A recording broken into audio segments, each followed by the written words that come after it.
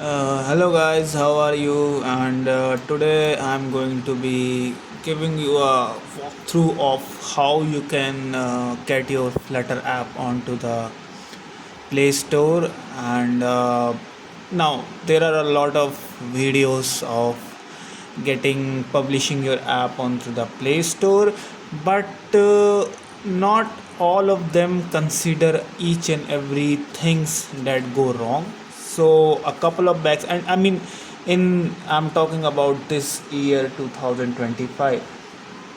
Now a lot of things have changed, a lot of rules have changed, and I was 2-3 years back I published one of my app, but now when I was publishing one of my apps, a lot of things have changed, and I'm going to give you a walkthrough from the developer perspective of what things you need to keep in mind when you uploading your app to the Play Store, your Flutter application. So I mean, going through the basics, we all know Flutter is a cross-platform application, so you can build both Android and iOS apps. So in this video we are covering how to upload your app onto the App Store.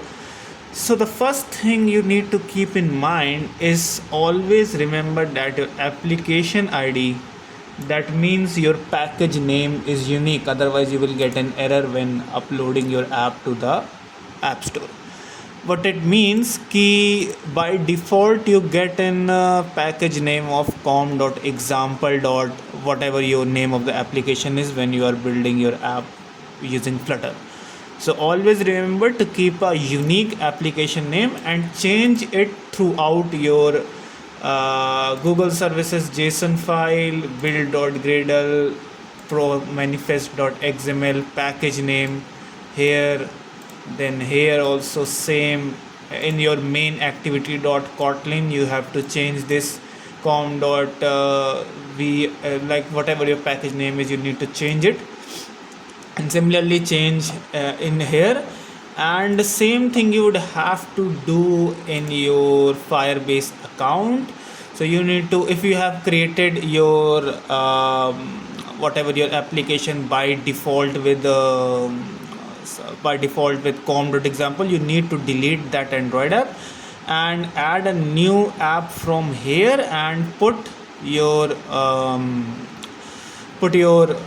new package name and create and download that Google services.json file into your application. So this was the first issue that you will face if you have not fixed it. Second is, while creating an account on the Play console, you need to verify your identity, otherwise you won't be able to publish your apps onto the App Store. Third is, you need to create an account, you need to do internal testing first. You need to publish your app onto the internal testing.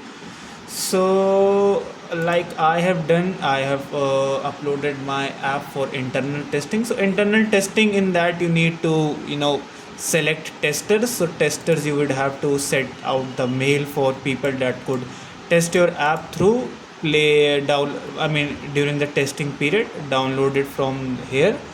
And then you need to create a new release. I think that is same as was before.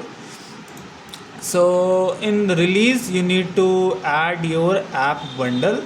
So if I go here, edit release, and here only you would have to your signed Google Play thing is created. So what you need to do is always in your app integrity, there you get you need to firstly enable this Play integrity API also if you are using any of the Firebase auth services like phone login especially. Otherwise you will get different kinds of errors, like your phone login won't work. And in the setup, in the app signing, you get these SHA1 and SHA256 fingerprints. You need to use them in you need to paste both this app signing key certificate and your upload key certificate both in your Firebase. Otherwise you will face errors in the authentication parts, and different parts of the application integrity will fail, and so forth. So this was the two and three things that I needed to talk. Then you need to go into the internal testing. You can also do open testing, closed testing. There are different kinds of testing you can do, but the best is your internal testing. So internal testing you can do with a lot more testers, and you can select the mails of the testers. You can list name and create a list, and then in the edit release you would have to upload your app bundle. Now this is very important because the app bundle will give you various kinds of issues depending on how you have created your application. So one issue was with the package name. Second issue comes with your versioning. So what happens ki, for example, your first app bundle goes with the default package name, default version of one. So every time you upload a new bundle you need to update the version code and version name here. So like by default it is 1.0.0, so you need to update it to 2, and version name also to 1.0.1, 1.0.02, 3, 4 and so forth every time you add a app bundle. Now the next thing is how to create an app bundle. For that you need to go to Android Studio, and I just also want to tell you a very small thing, maybe you might be already knowing it. So to create your signing key you need to go to this Gradle command.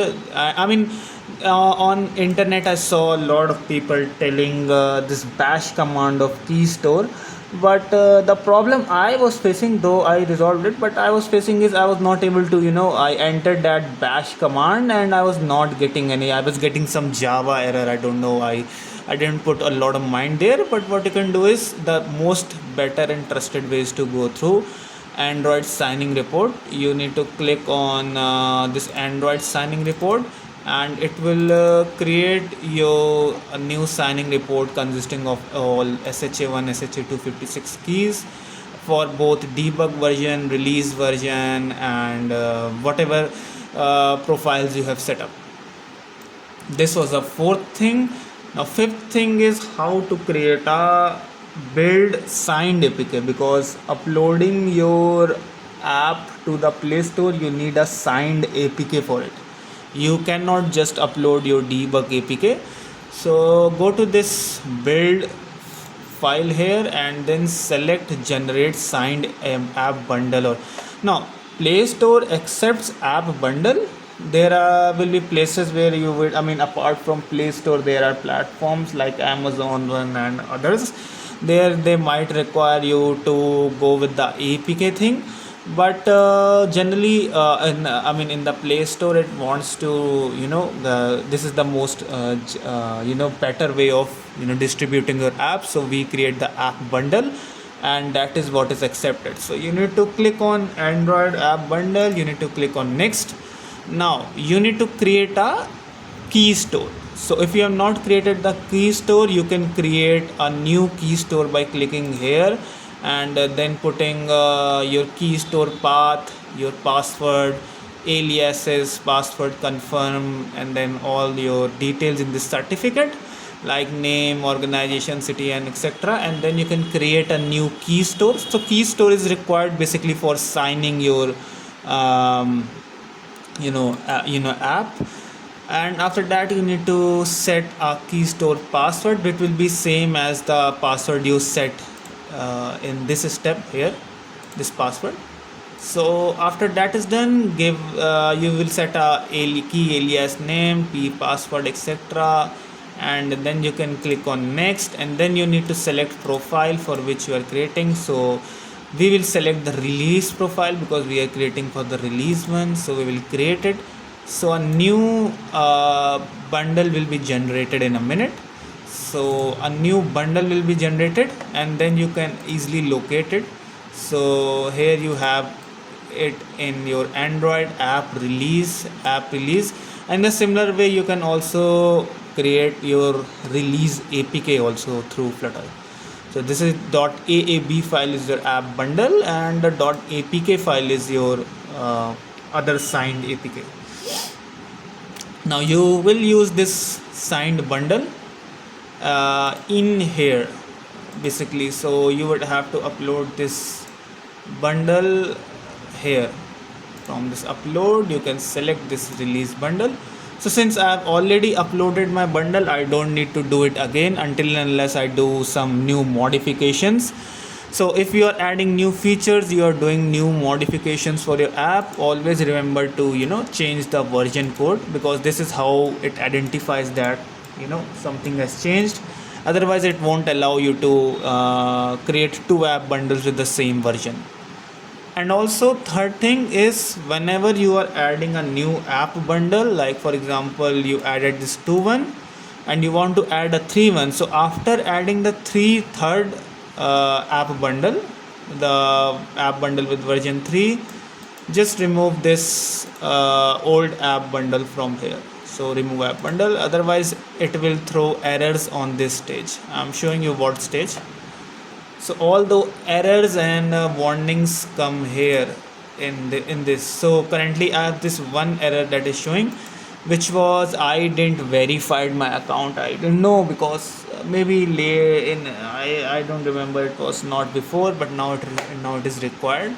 So I have given Google my identity on all for the verification purposes. So once that is verified, this error will be solved, and then I will be good to go and publish my application for internal testing. Now this is a general process of doing your whole application release on the Play Store, and this is for the internal testing. So once internal testing is done, you can go to the pre-launch report, and then you can also go to publishing your app for the production. But that steps comes later. So I was showing you how to start with all those things. I will also doing it. So in the next steps of the video, I will be going to show you other steps also. So stay tuned with me, guys, and and if you have any questions related to the process and other things, you can ask me.